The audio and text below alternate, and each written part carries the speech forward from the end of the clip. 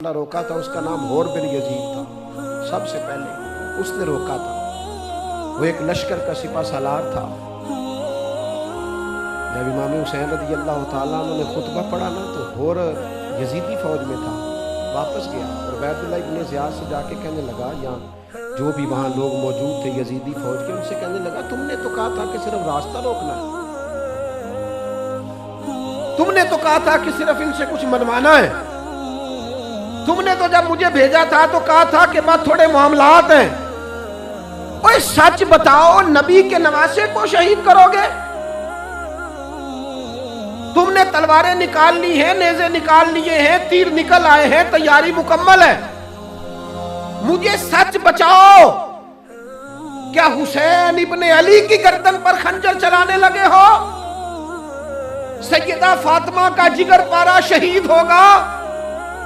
کیا یہ خبر سچ ہے؟ یوں ہوگا؟ تو کہنے لگے ہاں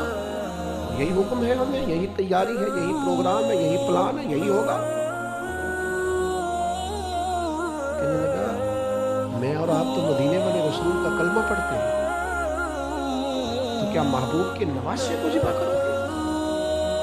جناب علی اکبر کو جن کا چہرہ رسول پاک سے ملتا ہے، حضرت قاسم بن حسن کو، جناب علی کے بیٹوں عباس بن علی کو، حضرت علی کے بیٹے ابو بکر بن علی کو، حضرت علی کے بیٹے عمر بن علی کو، حضرت علی کے بیٹے یہ بھی 3 کربلا میں موجود، حضرت عثمان ابن علی کو، ان کو شہید کرو گے؟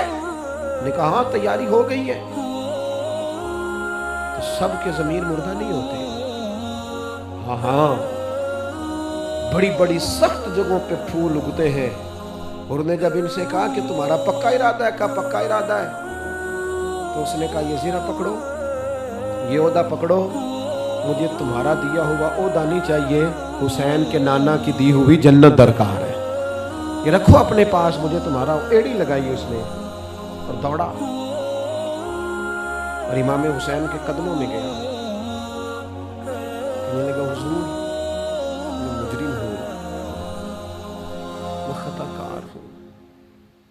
میں نے سب سے پہلے آپ کو روکا تھا، پر مجھے قسم ہے اللہ کی میں جانتا نہیں تھا ان کا ارادہ کیا ہے، حضور بھول گیا، غلطی کر بیٹھا، یہ اندھے ہوں گے، ان کی آنکھوں میں پٹی بندی ہوگی، مجھے تو پتہ ہے نا کہ دنیا کو پھر محمد کا نواسہ نہ ملے گا، مجھے خبر ہے، اگر معافی مانگوں تو معاف کر دو گے؟ پہلا مجرم ہوں، میں نے روکا ہے، اگر آ جاؤں تو قبول کر لو گے؟ یہ ظرف، یہ حوصلے، یہ توانائیاں اگر ہیں تو سیدہ فاطمہ کے دودھ میں ہیں، یہ شیر خدا کی تربیت میں ہے، یہ محبوب نے جو ان کی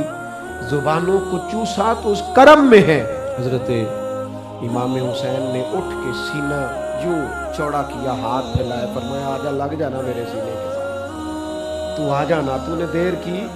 ہم تو پہلے سے منتظر تھے، تو آ جا، تیری ساری معاف ہے۔